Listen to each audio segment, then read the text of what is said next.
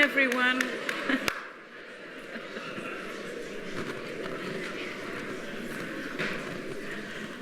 Good evening, everyone, and welcome to the Legacy Society's important lecture by Dean Penelope Andrews. I'm Diana Yach, and I'm chair of the UCT Alumni Advisory Board. I'm also a member of council and an adjunct professor in the law faculty. So I'm particularly interested in hearing what Penny has to say today on such an important topic. Please could you turn off your cell phones, unless you've got a fantastic ring that will encourage us to dance or do something. I wanted to just relate to you that when I was here last, we had the Convocation AGM. And I'm just delighted to see that everybody is back. But on this occasion, I think we're all going to be very engaged and interested in listening to each other, and particularly Penny, on the important topic of transformation and decolonisation in law.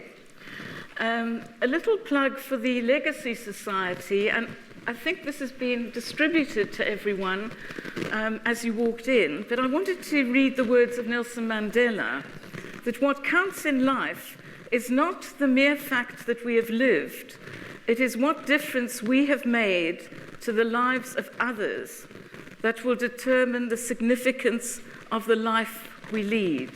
And I think that continues to inspire the work of the Legacy Committee, and also is what underpins the Distinguishing UCT campaign, which is very much about growing talent, realizing excellence, and advancing transformation. So it gives me very great pleasure. First of all, thank you for coming out on such a beautiful evening. We actually thought that most people would be picnicking in the park, but thank you for joining us. As we all know, the topic of transformation and decolonisation has been hotly debated over many months at UCT and other universities. Honest, authentic debate about this issue has unified some and alienated others. It's helped us to gain friends and make enemies. Indeed, some personal relationships and professional relationships have probably come to an end over debates and disagreements about decolonisation and transformation. But I think that the fact we're all gathered here this evening demonstrates how many of us are interested and willing to engage in areas where we're likely to hold very different opinions and different experiences. But the important issue for me is that we're not avoiding conflict or dealing with difficult and often uncomfortable conversations, but bravely engaging and sometimes agreeing to disagree. I'm delighted that Dean Penny Andrews has joined us this evening to discuss this important topic. She has demonstrated her bravery, authenticity, and willingness to tackle difficult issues over many years in her professional life in Australia, USA, and thankfully now back at UCT. In my view, Penny exemplifies all the attributes we want to see in our law students, but also students generally, demonstrating their humanity, their honesty, and their authenticity in dealings with each other. So I'm delighted to hand over to Penny and ask her to come and address us. Thank you.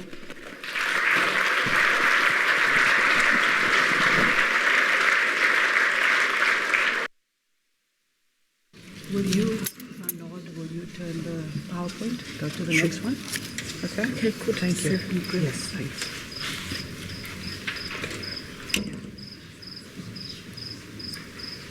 So I'll just nod when I want you to go to the next page, okay?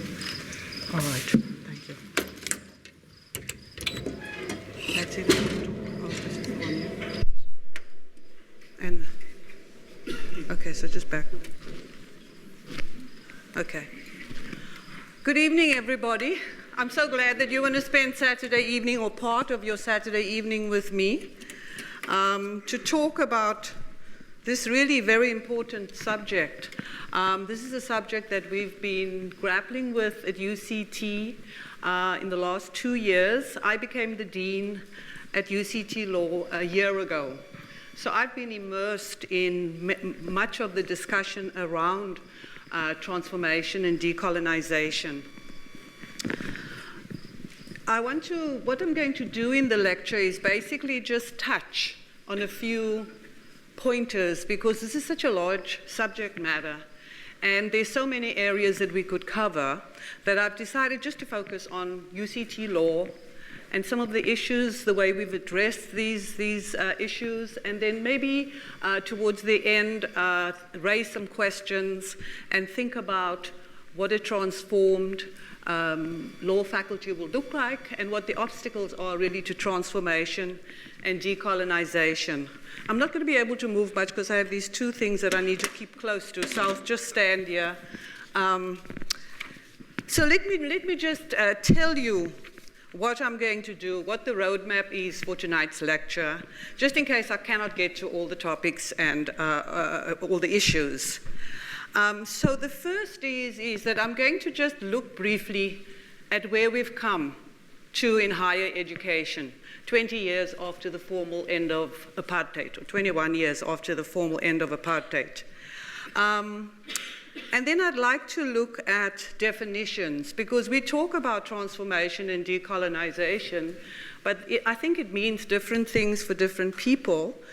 And we also talk about transformation and decolonization as if we just started talking about it yesterday, when in actual fact, the subject has been part of political discourse since the end of decolonization, and I would argue probably since the end of slavery.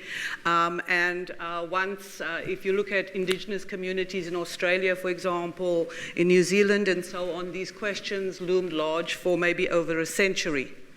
The third thing I want to look at is what are the drivers of change? In addition to this issue of transformation and decolonization, what are the drivers of change in higher education, and particularly law faculties? And then, as I said, I'd look at the obstacles to transformation, and then what a transformed law faculty would look like. Now, the London Review of Books did a summary, a review essay about a week ago on Frantz Fanon. They looked at his life and his struggle and his commitment to the Algerian struggle for liberation.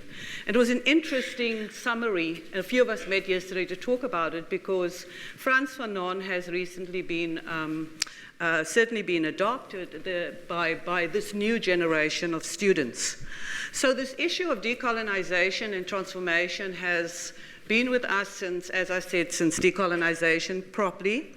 We also look at transformation when we look at the early Back to Africa and negritude movements, Marcus Garvey, Du Bois, and so on. And you see this issue of decolonization is something that occupies the minds of these activists. The timing of the protests, for some it's obvious, but when I came here, and certainly in 2015, before I joined UCT, and I was still living in New York, I wondered the timing. Why 20 years after the constitutional transition and so on? And it sort of made me think about another period in the United States when there were students who occupied campuses. The student movement was quite violent. And I'm thinking here of the 60s and 70s with the Black Power movement, the Black Panthers, the occupation of Cornell, Berkeley, Columbia, and so on. And these movements happened more or less the same time, 20, 30 years after Brown versus Board of Education and the passage of the Civil Rights Act. So I think that the 2 decades, if nothing else, is a reflection of the disappointment and the gaps of the promises of, in the United States, the Civil Rights Movement, and in South Africa, what the Constitution can do and should do. And I don't want to talk about, when I talk about transformation and decolonization, there's certain assumptions that I make. One assumption is that in 21 years, South Africa has experienced a tremendous amount of change and transformation. The problem is that there hasn't been enough. So we're sort of still on the journey to democracy, social justice, and so on. But the idea that things froze 21 years ago is just not correct. And certainly for me, I left South Africa in the mid-1980s, and even though I came back all the time because of my professional commitment and my family here, I have observed every time I come back certain changes. Some of the changes are very good, and some of the changes are not so good, but there's been changes. All right, so just look at, and PowerPoint as well. I know for some people PowerPoint is a distraction and an irritation. I've tried to just use the PowerPoint where I'm using quotations and maybe just a bit of visual effect. So so the PowerPoint is see it as just background, okay? So I apologize to those people who find PowerPoints distracting. So 2015, the first roads must fall. And then 2016, we see decolonize this institution, and then fees must fall. So these are sort of if we look at it chronologically in the last 2 years, the issues largely were around, firstly, the getting rid of the statue of Cecil John Rhodes, so very much a cultural, symbolic moment. Then the question of fees, of course, not just reduced fees. We now find ourselves in a place where there's a question about no fees at all, outsourcing and so on, and then decolonizing. So let's just take a quick look at definitions. So what do we mean by transformation? I looked through quite a few dictionary definitions. I'm writing a chapter actually about this issue for a volume that's coming out of Sydney, Australia, and it's a comparative look at constitutions and social justice, and I'm focusing on the right to education and particularly higher education. So this definition to me seems to encapsulate transformation, a complete change in the appearance or character of something or someone. And then decolonization. Decolonization, a lot of the meanings linked to indigenous movements, indigenous rights to land, sovereignty, indigenous culture, ways of being, consciousness, and so on. And then Frantz Fanon, in his book, Wretched of the Earth, speaks about the creation of a new man. So the idea is decolonizing, stripping somebody from all the colonial sentiments and colonial attitudes. When I talk about transformation and decolonization, I'm going to be using the terms interchangeably. From my perspective, decolonization is part of transformation. It doesn't stand on its own. So transformation for me is about changing an institution, holding on to what's valuable and important, but fundamentally changing much of the institution. And I'll talk a little bit about transformation in the UCT context. So where do we come from? In 1994, we know under the old apartheid system, there were 26 universities.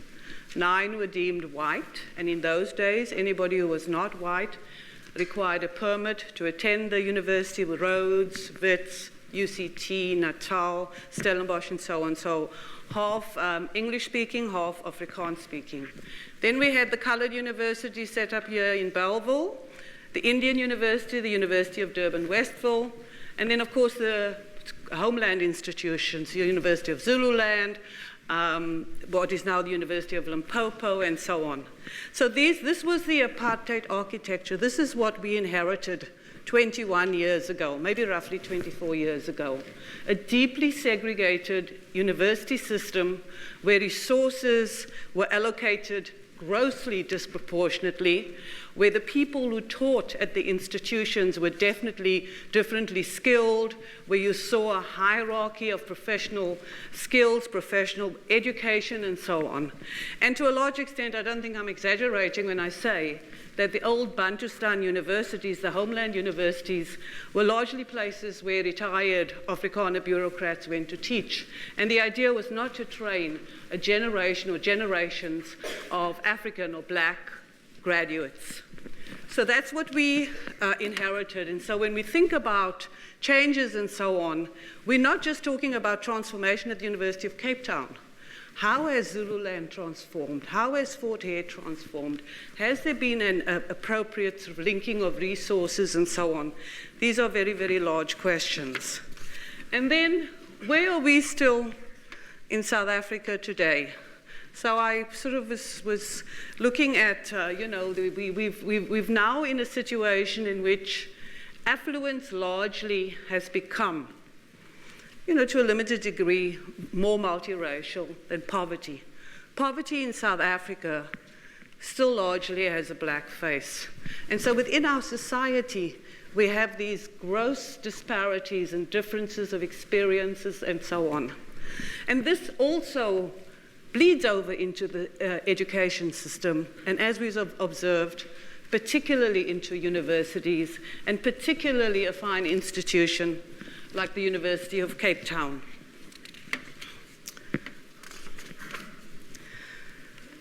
So let me just take a step back and talk about drivers of transformation. What are the things that's pushing universities in South Africa and elsewhere to change? Because it's not just the protests. There's been a tsunami of change, for example, in the United States in the legal profession. And that change has forced law schools and universities to think about a range of things. So I've listed the drivers of change in no particular order, but let me just say technology and globalization has had an impact on the legal profession globally. I spoke to a partner at a law firm the other day, and to some extent, South African, particularly the large firms, have not yet been exposed in the same way to the American law firms or the British law firms, where you have technology really, really impacting the business model. So for example, in the States now with LegalZoom.com, Rocket Lawyer, and so on, the business model has been affected. So technology and globalization in the market for legal services has also changed. Why would you go to a lawyer and pay $500 an hour when you can click onto LegalZoom and get a form, a will or any kind of form, and maybe have very, very minimal contact with a lawyer? But I'm really not interested so much in those. We can just take it as a given that these changes have really impacted higher education and particularly law faculties. I want to talk about the Constitution, the student protests, and there's at the moment a review, a national review taking place of the law degree across all universities. You may or may not have heard about this review, but I do think that it has the potential to be a strong, and in fact it will be a driver for change in law faculties. So the Constitution, we know what the Constitution, it's wonderful. The Constitution promises many things. There's an expansive Bill of Rights that promises both civil and political rights, as well as social, economic, and cultural rights. Our Constitution is seen as the best liberal constitution of the 20th century. I used to teach international human rights law in New York, and my course was basically a course on the South African Constitutional Court's judgments, because from the very first judgment, the Constitution, the judges did not just embrace South African law, but also international law. So the Constitutional Court is one of the most cited, if you don't know that, one of the most cited courts in the world, particularly in the liberal democracies of the North. And as you know, Nelson Mandela was the world's president, all the wonderful things. So our Constitution, and that's the preamble to the Constitution. And most importantly, it doesn't just look back and talk about the divisions of the past, but also there's a commitment to improve the quality of life of all citizens and free the potential of each person. So that's where you see the possibilities and the idea that education can make a difference. And Nelson Mandela constantly spoke about education and the capacity of education to change people's lives. And then we have the equality clause, which is also comprehensive, a huge number of grounds, protecting discrimination, again, very expansive, very different from, for example, the American Constitution, or even the Canadian Charter of Rights and Freedoms. This is a broad set of protections for almost everybody. And then when you throw in dignity and so on, you can really see that everybody is protected. I'm not going to spend a lot of time going looking at the Constitution. Maybe we would have some time during question and answer, but you all know that our Constitution is really a document that we can be proud of and delighted with. I like this picture, children sort of joyful around a day when they are told about the Constitution and Bill of Rights. So what does the Constitution say about education and the right to education? It says a lot about social and economic rights, right of access to housing, right of access to health, etc. I've sort of reduced to focus on what universities, the role of universities. Section 29 talks about everybody having the right to a basic education, including adult basic education, and to further education, which the state, through reasonable measures, must make progressively available. So essentially, this is about the state balancing its resources and how it will allocate its resources. And this really is about what the struggle is about in South Africa right now. If you look at the last decade of service delivery protests, for example, in places throughout South Africa, it is about this capacity of the state to make choices and improve the lives of people. So let's just quickly look at the demands of students. I've summarized them. They many, many demands, and because of the way that different universities are situated, there are some demands which are quite localized, and then we see specifically 3 sets of demands that the students have made. Economic demands, transformation, decolonization, and the localized demands are sort of, people who have been suspended, how they are treated. Whether we're going to, what we will do with, what the university will do with those who have been arrested and now in the criminal justice system, and so on. But I'm just going to focus on the question of transformation and decolonization, and also the economic demands. So we've seen the first driver of change, the Constitution. Now the student protests, the second driver of change. So let's look at these 3. As I said, I won't focus on the localized demands. But the first are a set of economic demands, and they really are about access to higher education. The idea that there should be a larger pool of people who have access to higher education. Now, we can have a conversation about whether everybody should go to university or a majority of the population and so on. But I think the demand was about access. And because historically university wasn't available to a large part of the population, and particularly a university like the University of Cape Town, I think this demand is quite poignant. Then the second demand is no fee increases, which moved to free university education. And at places like the University of Cape Town, there was the call for the elimination of outsourcing. About 6 months ago, all workers at UCT were insourced with all kinds of, economic consequences, but that is certainly economic consequences for those who were insourced, a good one for them, and for the university, clearly, I think there were questions around resources and so on, but again, that's a larger conversation. So the economic demands of the students were very clear. I think where insourcing has happened, last year there was not a fee increase, this year there has been.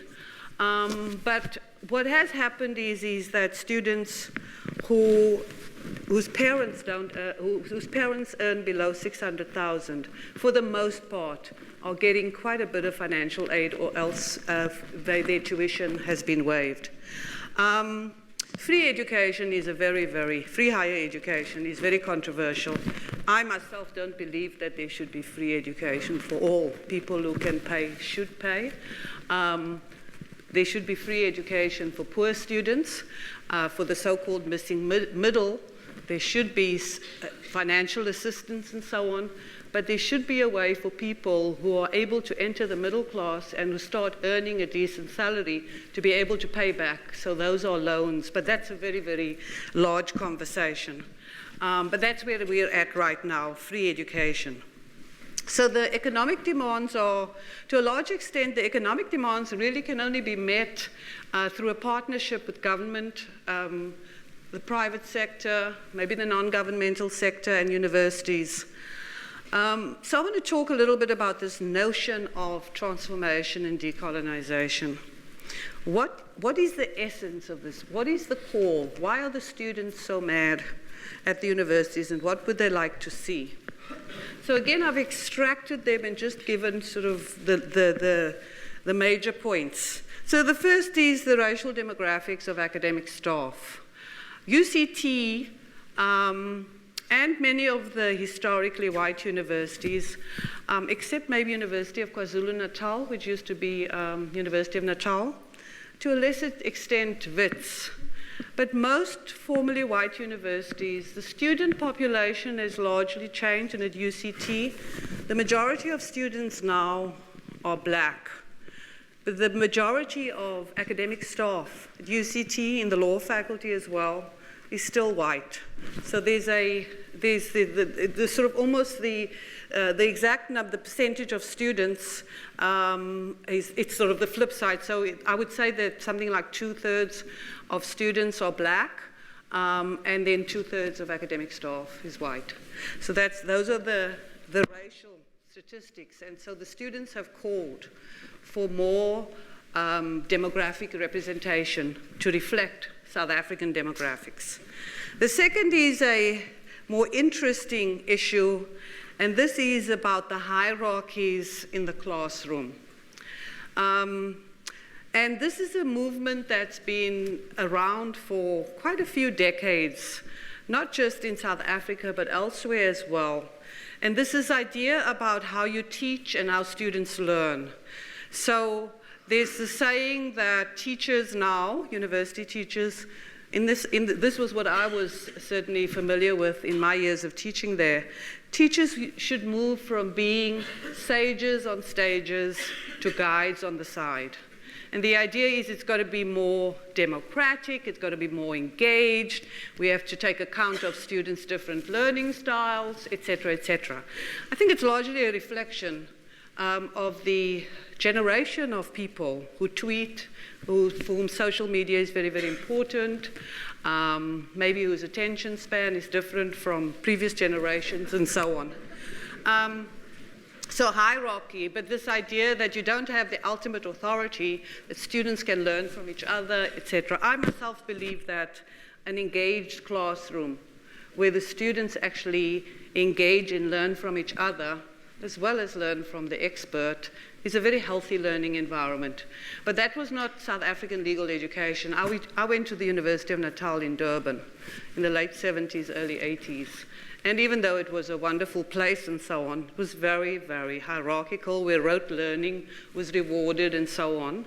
And though things have changed quite a bit, they haven't changed in the way that I think is healthy for this generation of students, and the way we could make the classroom a little bit more engaged and interesting. But that's another conversation, because there's some people who are doing that, and in different faculties there have been different changes. I'm focusing only on the law faculty. And then the third issue that the students have spoken about is the question of curricular reform.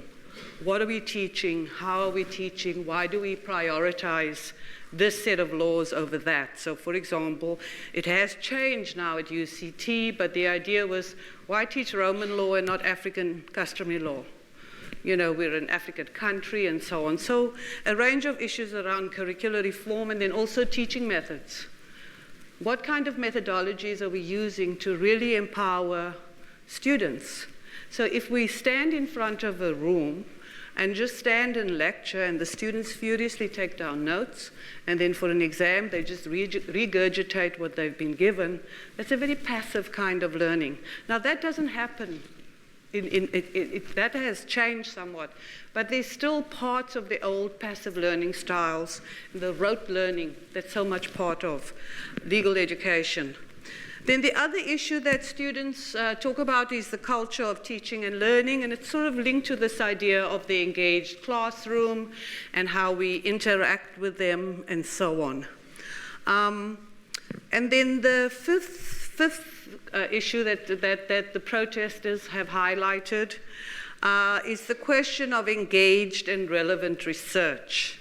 Now this is a difficult one because an excellent institution has the resources and the capacity to engage in a range of things, and who determines what's esoteric and what's irrelevant? And I think that this is a very, very difficult question because research is not just, its application and its value aren't always apparent right from the beginning.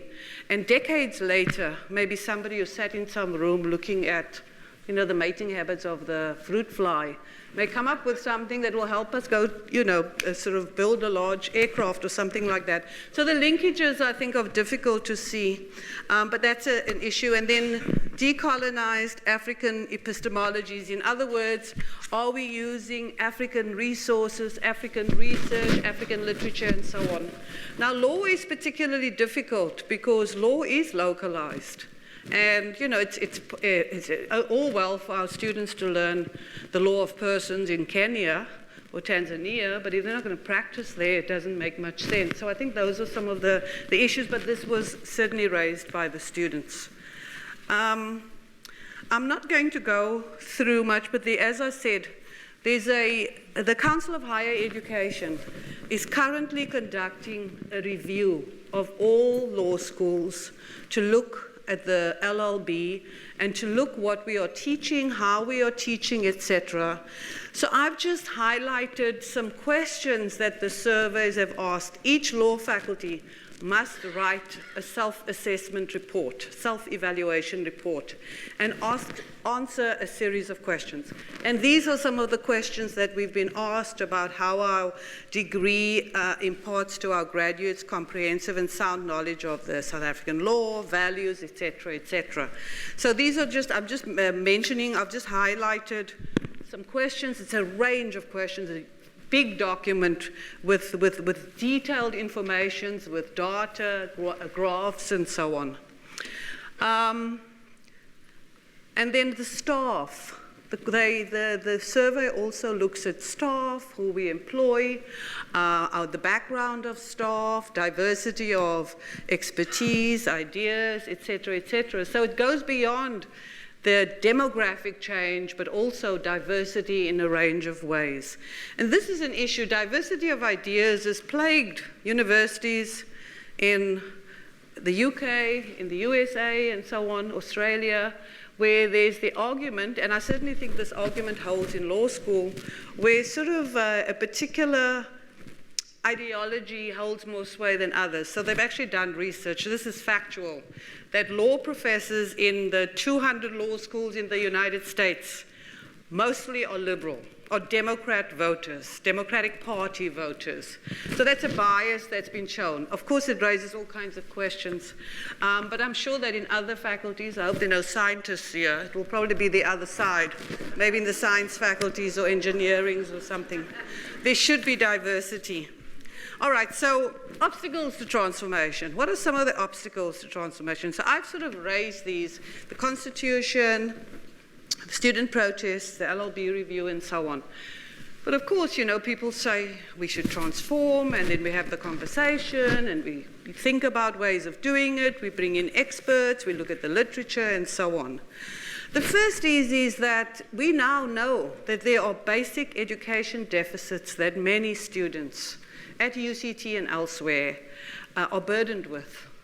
And universities can only do so much.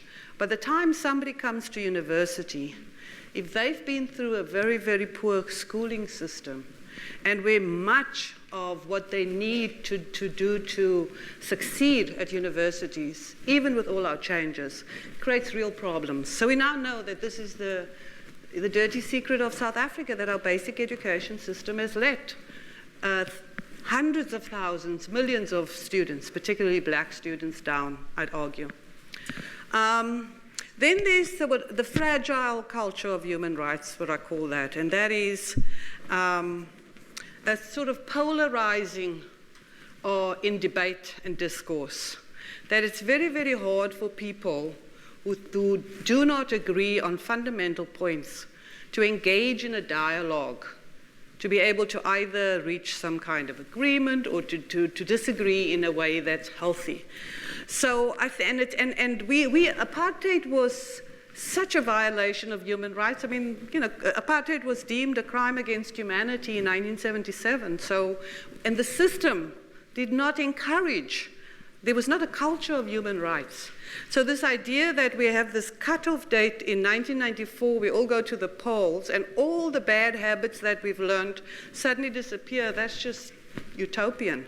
So I think there is a very fragile culture of human rights. It's evidenced in the crimes in our country, the violence against women, our racism, our sexism. There's a range of ways in which there is this fragile. It doesn't mean that we're the worst or anything. Look who the United States just voted. I mean, everywhere this is a problem. Voted for president, sorry. And then the shared consensus about the goals of education. I think that there has been a very interesting dialogue since 1994 happening with the leaders of higher education, with vice chancellors, with principals, with deans, and so on, about the goals of education. And I think that it's a work in progress.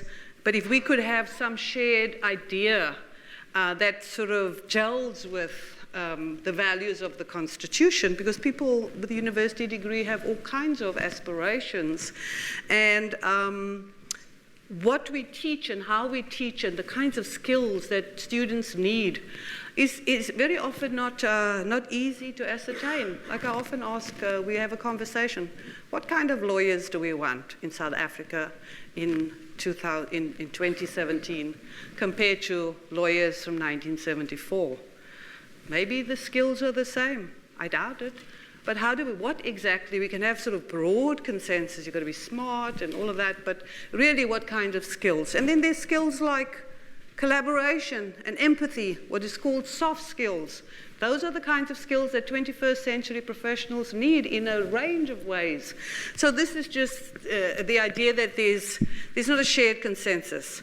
And then the tension between excellence and elitism. So UCT is an excellent institution. It's the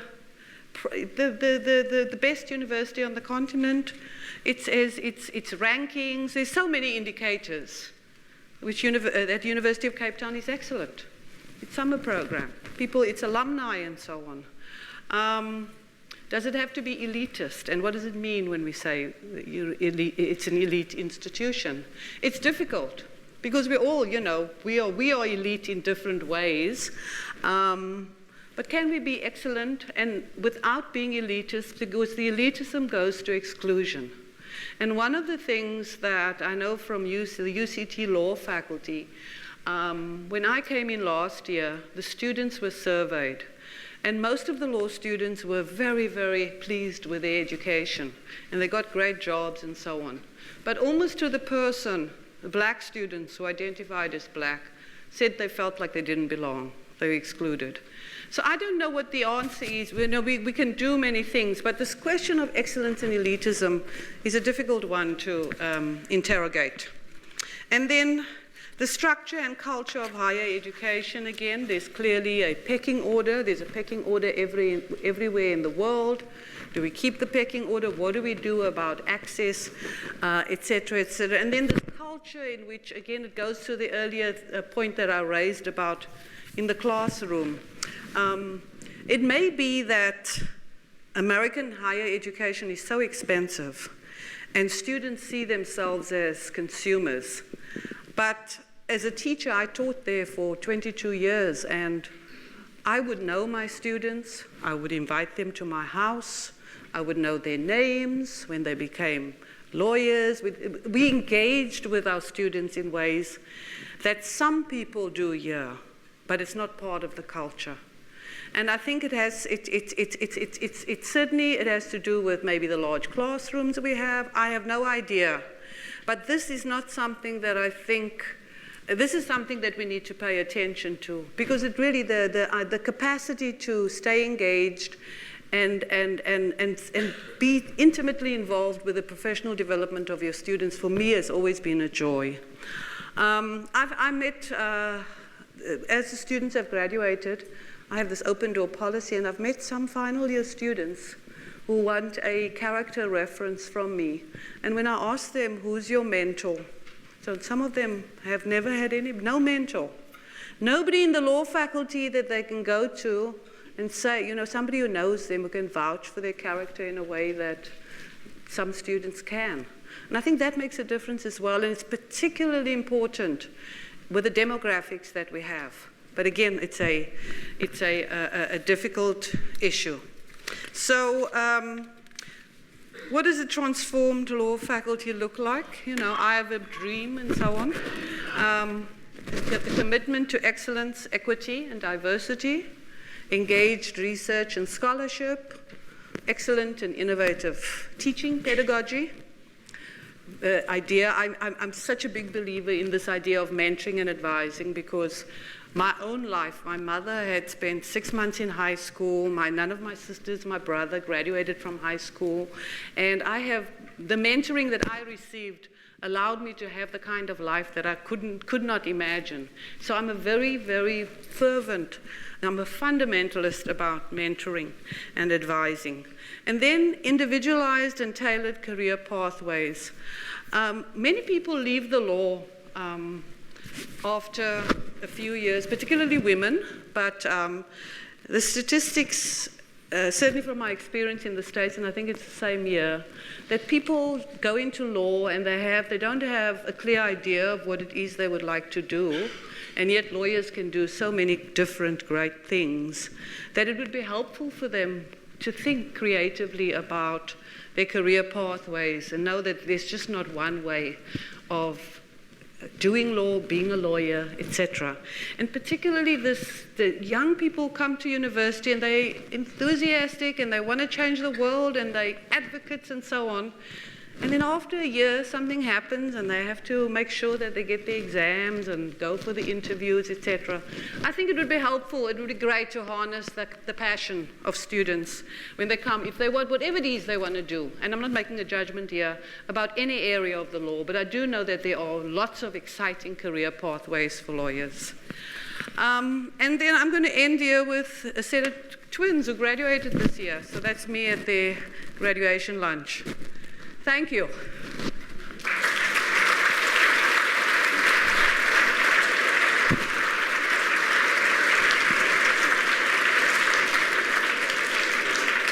I said I would leave 15 minutes for questions or comments. Okay, thanks, Billy. Guys, I'm really involved from the development department, so I'm just going to handle a few Q&As here for Penny. We're not going to allow a lot, otherwise we will hear more. So, anyway. There. Yes. Okay.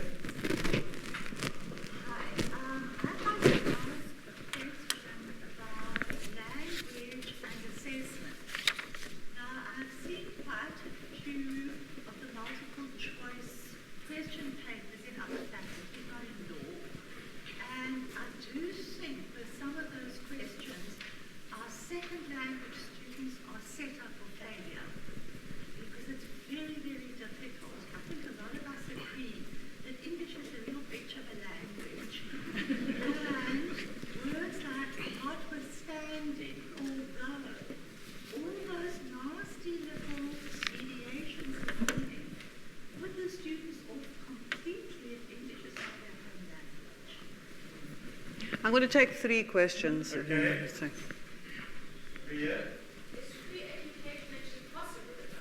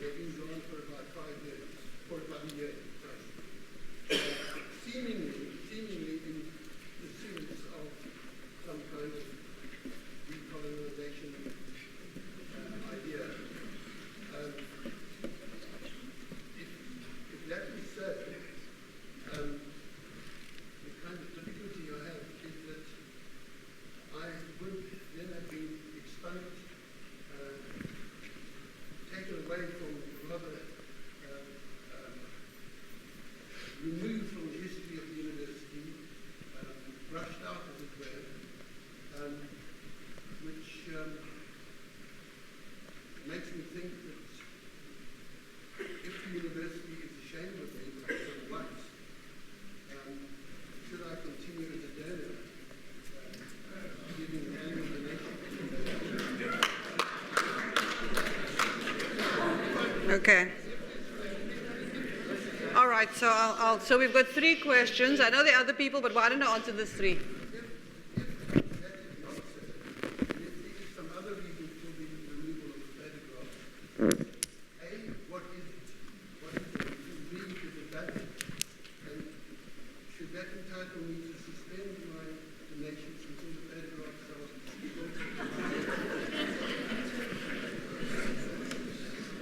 Okay, so I'll get 3 questions and we'll take another 3.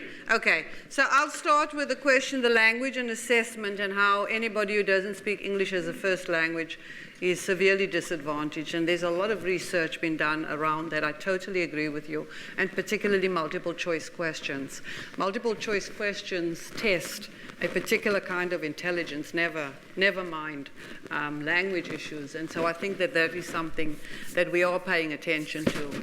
And not just with multiple choice questions, but the whole issue about assessment and evaluation. I mean, it's sort of common sense that when you teach something, you have to really be clear about how you're going to evaluate and assess, because the content is linked to the assessment. There's a lot of work going into that, but I do agree with you that, the question about somebody whose for whom English is not a first language struggles tremendously, and that is part of the work we're doing around transformation here in the faculty. Your question about whether free education is possible right now, from my limited knowledge on the economic matter, I'm not burdened by too much knowledge on economics in this question, that I think that we can't afford to. I think that there are other more pressing issues, basic education, healthcare, children, a range. I think that free education should be available to those who can't afford to, but if we offered free university education for everybody, I think there would be severe consequences. Maybe the government does have the money, but that's fine, but then it ought to prioritize them. And I don't think that this is a first priority for those who can afford.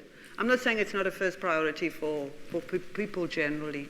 So I don't have the answer. Maybe the economists here know the answer. But my own sense is that there are so many other priorities before university education that I think it's probably not possible. Then the photos of the final year class. Yes, that predates me, but I actually did, and I'm not trying to be a coward here. I have raised this because I came into the law faculty and there was no art. So it's hard to come into a building without photos and art. And there's a university committee that was set up to look at this. Because this was an issue that students had raised. And then also I think some paintings were removed last year because there was an issue with paintings were removed from the residences and burnt. Now I have thought about this question about earlier classes. To me there's a basic fact that if you look at the classes from 1900 to 1990, at any of the historically white universities, the people in the photos are going to be white, with maybe a few black people.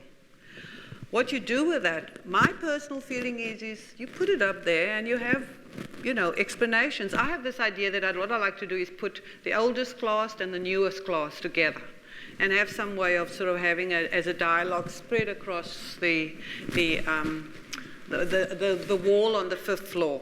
Now, I don't have the authority as the dean to determine that because those above me on the food chain already have said that there's a committee and we need to do that. And I think the committee is seriously addressing this. Now, with request to why you should continue to give, because firstly, I don't think they're ashamed of you. So the characterization I would not agree with. And I do think that withdrawing resources from UCT at this point, I think is counterproductive. We need more support now. Certainly we haven't always done things in a way that's perfect or that's right and that you may disagree with.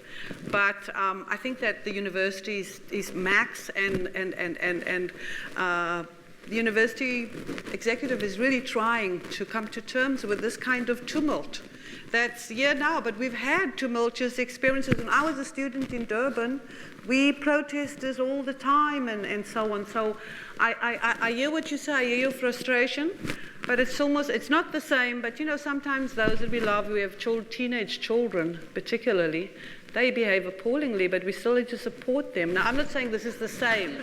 I'm just asking you, when you think about it, think about this institution that's really struggling with very, very difficult and challenging questions. And in fact, he's being forced to struggle with these questions because I think that government hasn't picked up the mantle. So, yes, all I can say is we're certainly not ashamed of you, very proud of you. When I heard judge, I thought, oh dear, I hope I didn't say anything that was, you know, because all us lawyers are scared of judges.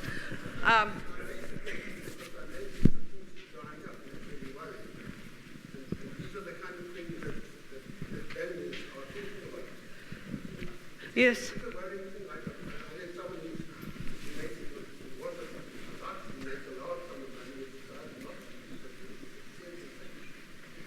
I understand, but again, as I said, when you think about what's at stake for people and why some people may act the way they do. So I don't want to make a general. It's true, we don't have the time to go into the student protests and what happened this day and the violence here and so on and the silencing and all of that.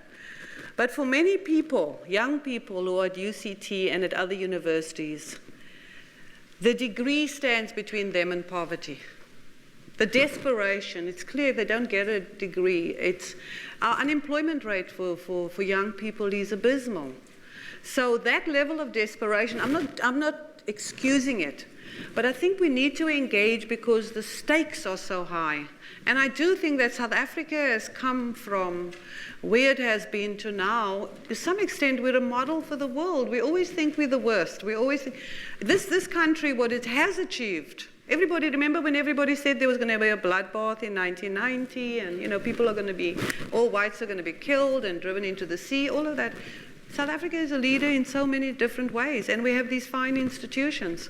But for us, the trick is to really ensure that we produce graduates who will go out and do the necessary work. And look at we know some graduates, there's some people I know, certainly in the States, who are sort of titans of Wall Street, who are members of the Black Panthers, who are, you know, people eventually grow up. And there's less of them than than students who are serious about their studies.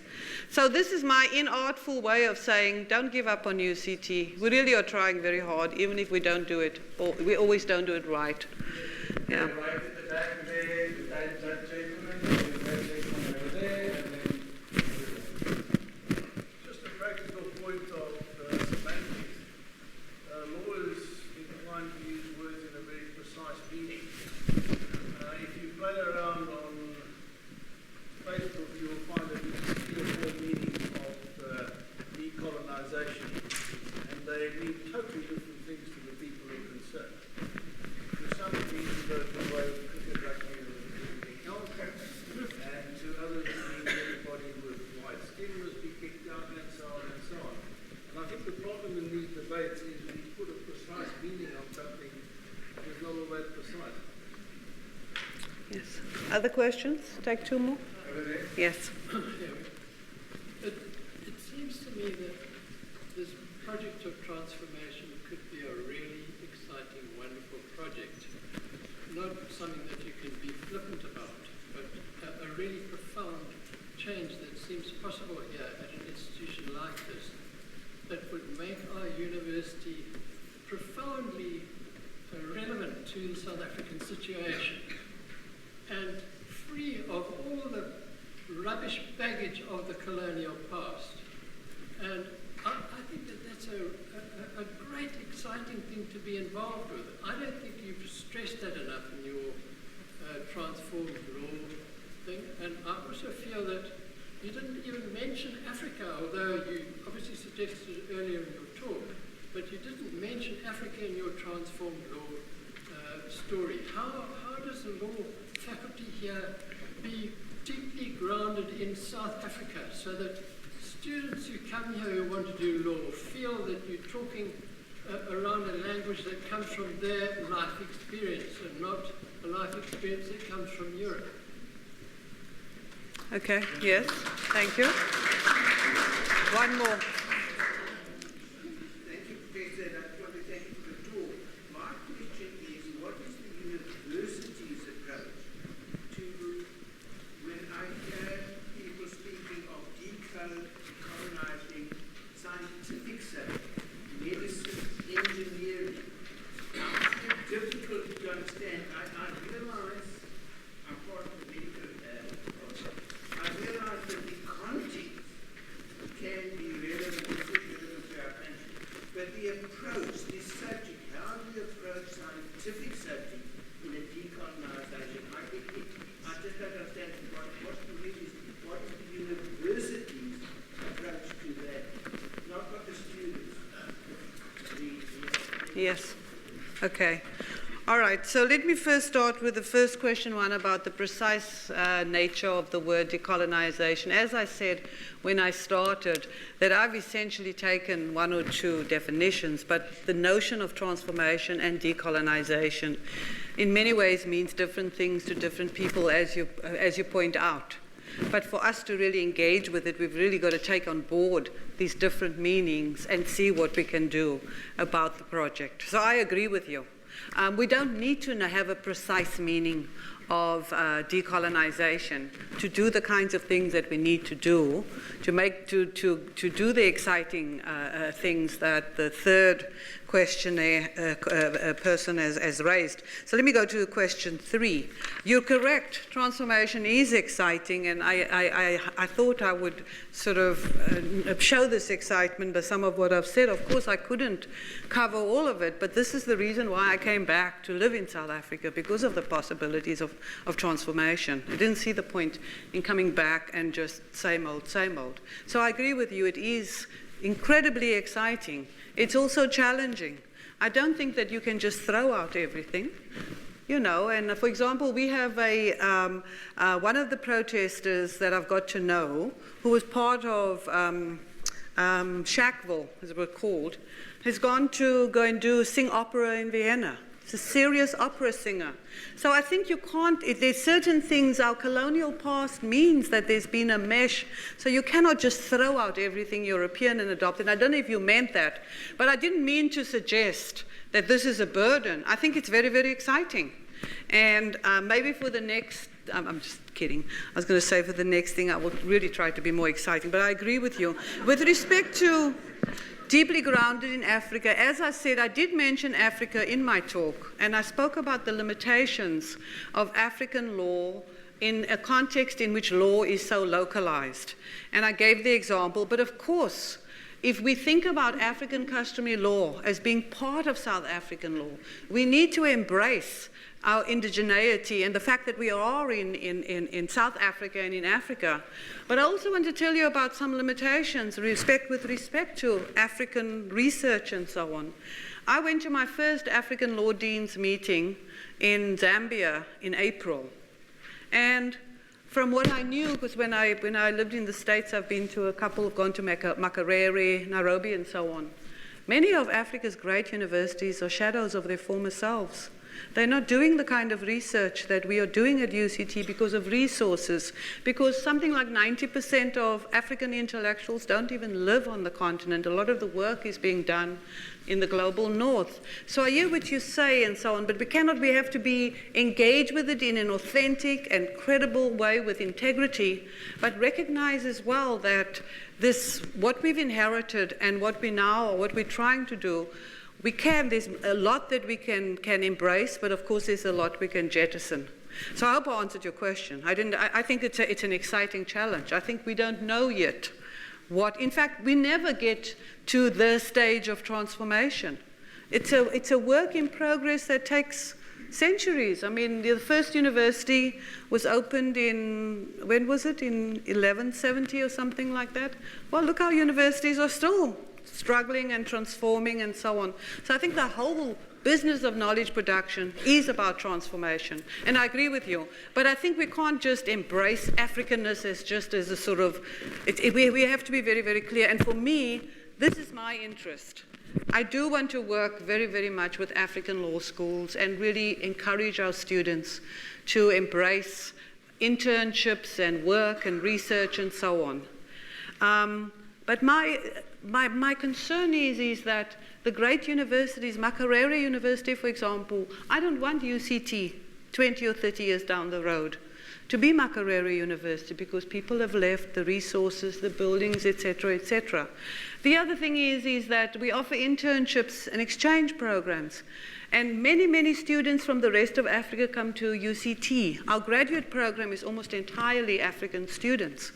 But South African students if they get an internship, they want to go to London or Berlin or New York. To get them to go to Nairobi or Kampala is very difficult. So these are some of the real issues that we need to grapple with. The fact as well is that when I go to the African Law Deans meeting, I can talk about all the exciting research that the faculty is engaged in here. And many of the lecturers at many of the law schools have to have a second job because they barely get paid and they have to have practices and so on. So I hear what you say, but I think that I absolutely agree with you. It's very, very exciting and it's not just a burden. And then the third, about decolonizing scientific subjects. Again, this is a very complicated issue. Of course, nobody thinks, that we should think about throwing out penicillin and then replacing it with beetroot. I mean, I'm sure that that's not what you're thinking. But I do think that there was a YouTube about a student who had spoken about throwing out science, and I think the social media was very cruel with the student because I think, we've got to, people say things in the heat of the moment, it's a feature of youth and naivety and so on. I think science and certainly medicine, there is the capacity to decolonize and transform. What shape it will take, I can't tell you. I'm not a doctor, but I do know that the Faculty of Health Sciences has been engaged in a range of really, really exciting projects and work and so on that tries to link the real-life experiences of people, the patients, the African patients, so it has to do with language, with culture, with sort of traditional medicine. Again, not exchanging one for the other. So it's a dialectical relationship, very, very exciting. With not just one answer, but of course we can't throw out scientific research that has proven to improve our lives, to change our lives. But we also can't ignore where we practice science, the impact, where is science? What is the experience of students who come to the science faculty? We don't want their experience to sort of overwhelm what's taught, but at least there's a recognition of their differences, etc., etc. As I said, I don't have the answer, but I'm certainly not calling, as I said, for, exchanging penicillin for beetroot. But anyway. Unfortunately, we need to call a question. Oh, you are. And this lady asking question this way. Okay. A remark, okay. What I think is rather pertinent, only one face is here. That evening, which I think if I may answer there, that's a general. Okay. when I first studied in 1950, those who couldn't afford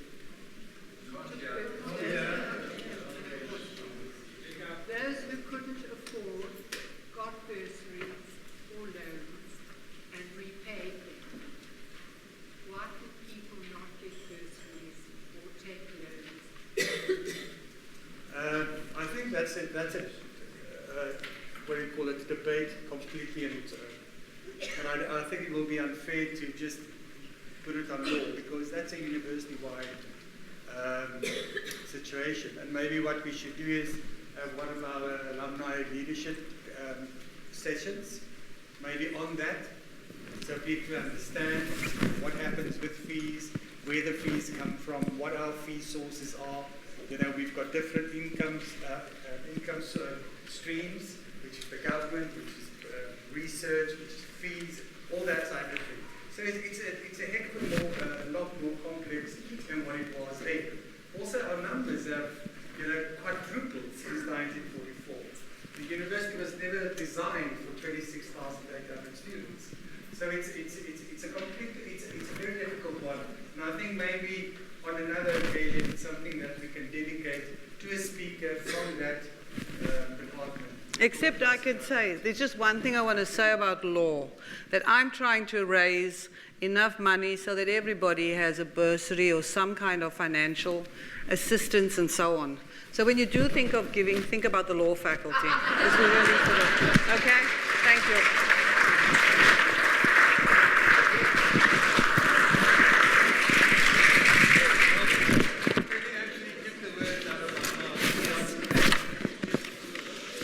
By talking about giving, brochures in front of you, the legacy brochure, the distinguishing UCP brochure. We're concentrating on law for the next 6 months. So please, she wasn't joking. We are having a law campaign for raising money, especially on the legacy side. I ask you to please have a look there. And then just thank you very much. Just want to say thank you for sharing us your knowledge.